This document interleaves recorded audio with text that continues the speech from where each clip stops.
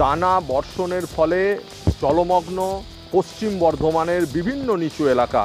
শুক্রবার রাতের বেলা আসানসোলের কল্যাণপুর হাউজিংয়ে ঢোকার সময় একটি 4 চাকা গাড়ি গারুই নালায় তলিয়ে যায়।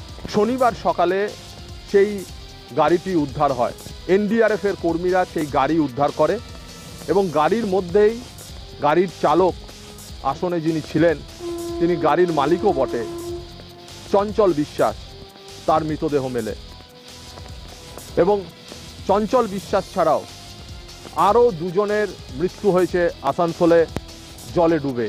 এই টানা বৃষ্টিতে ধসের কবলে অন্ডালের নবকাজরার মারোয়ারিপট্টি এলাকা।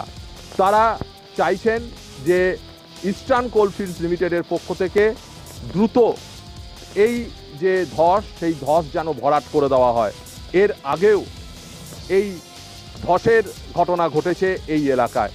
অন্যদিকে দুদিনের টানা বৃষ্টিতে অন্ডালের কাজী নজরুল ইসলাম বিমানবন্দর জলমগ্ন হয়ে পড়ায় শুক্রবারের পরে শনিবারও কোনো বিমান ওঠানামা করেনি।